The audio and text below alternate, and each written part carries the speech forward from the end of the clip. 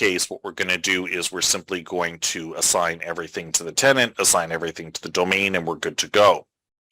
But for those of us that have multiple tenants and multiple domains, we're going to need to divide up node licenses appropriately so that each gets what it needs. Now, for other types of devices besides traditional networking devices, there's different types of licensure. We can see some of them here. I believe there's more. So certain technologies are licensed differently. This says WAP. It should really read LWAP, specifically lightweight WAPs.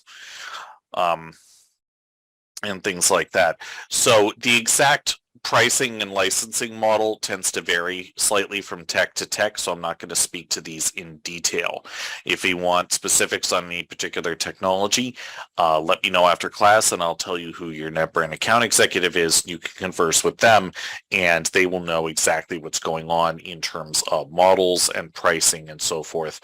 I have had zero luck keeping up to date with that sort of stuff, so I've stopped trying.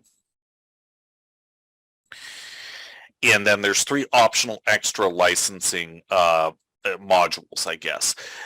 You have to pay extra, I think, per node license for each of these, and they give you certain benefits. Now, software-wise, all of these, the functions are actually integral to the platform, but to actually be able to use them depends on what your license says. So, change management, or CM, allows us to plan, approve, execute, and verify CLI change scripts in NetBrain, and it is the entire focus of the NetBrain 204 class, which I believe will be next Thursday. So, or if not, then the one after that. I might actually have to bump next week's classes back a week because of a scheduling goof on my part. I'll let you guys know. Or rather, you'll be notified by the system if there is a change to the class date or time. I apologize in advance if that's going to have to happen. All right. So for CM, like I said, come to 204 if you want to know the details on that. Application assurance, this adds a few optional extras in relation to the A to B path calculator tool.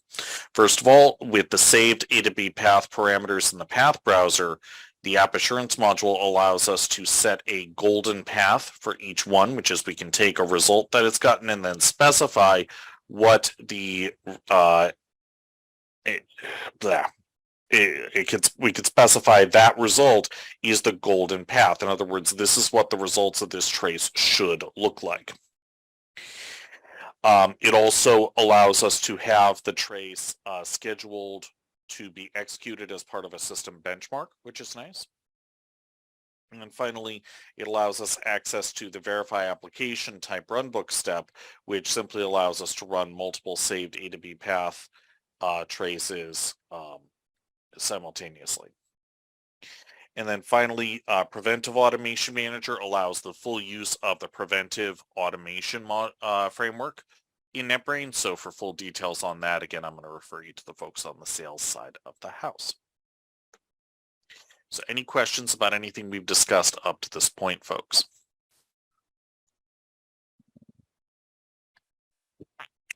All right. So I feel like I'm forgetting something in terms of licensure. Oh, there is provision for offline activation if you're on an air-gapped network. If I recall anything else about licenses, I will mention it as we go along, but I think that's everything. All right. I really should make a bullet point list for that. So, okay, tenants. The tenants tab is where we add, edit, and remove tenants. So to change the number of node licenses assigned to a particular tenant, I would edit it and then just change the integers in the fields that you'd see. So if you've got just the one tenant, just make sure that the number of nodes assigned matches the total number of licenses that are available. Next, let's see, user accounts. Let's talk about, before we do that, let's talk about the NetBrain server components. So to get a look at this, let's go to the start menu and open up something called the service monitor, which allows us to monitor the status of all the different servers running aspects of our NetBrain deployment and see which services are running on each one. So we need at a minimum, one Linux server and one Windows server instance in order to run NetBrain. So a lot of you will have what's called an all-in-two deployment, which is fine for small to mid-sized deployments.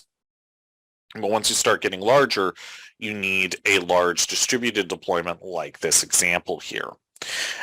We refer to the services as the this server, the that server for NetBrain, but they're really actually services within a server environment. So I'm not going to go through all these different services and what they're for, but two that I do want to talk about are the front server and the front server controller. The NetBrain front server is the part of NetBrain that actually talks to stuff. So the front server can each manage about 5,000 devices at most. And then we go ahead and we, what's the word? If we need redundancy, or if we want to have a front server that can manage more than 5,000 devices, we can group multiple front servers into a front server group, which acts as a single giant front server, load balancing the requests and the replies on a round-robin basis. Question? Thought I heard somebody unmute.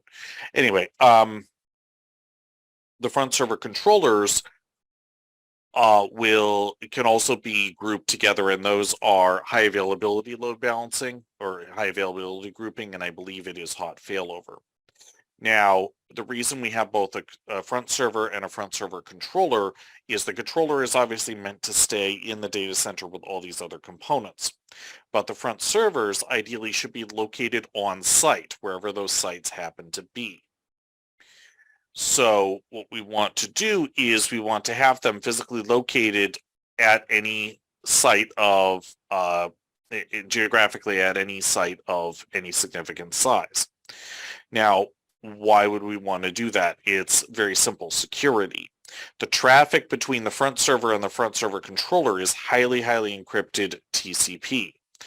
So it's much better to have that going back and forth than even, say, SSH or SNMP version 3 traffic. Although, of course, it can reside at the data center and then reach out over link as well. So either way works, but it's more secure if the communications are going between the front server and the front server controller.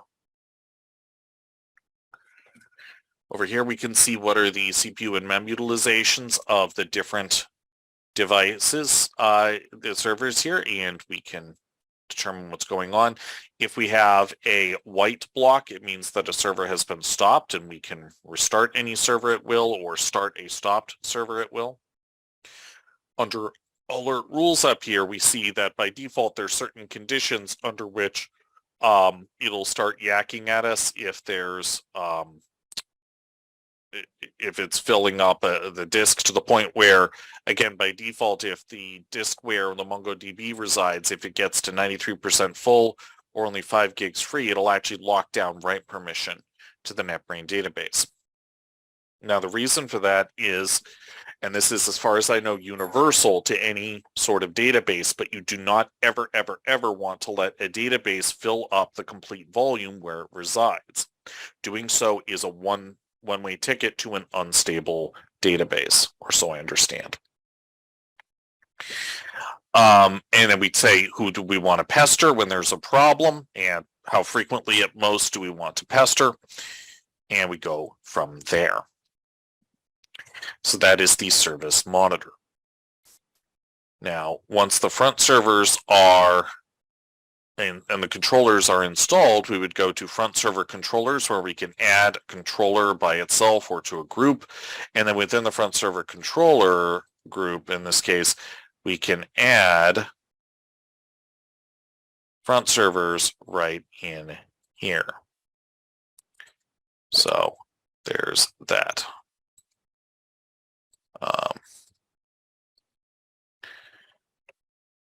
So yeah, this is all dealt with in, of course, the installation documentation, but if you're going to be adding components onto your NetBrain, it's probably going to be extra front servers, so just be aware of that. All right. Under user accounts, we can see all of our users. So there's a number of different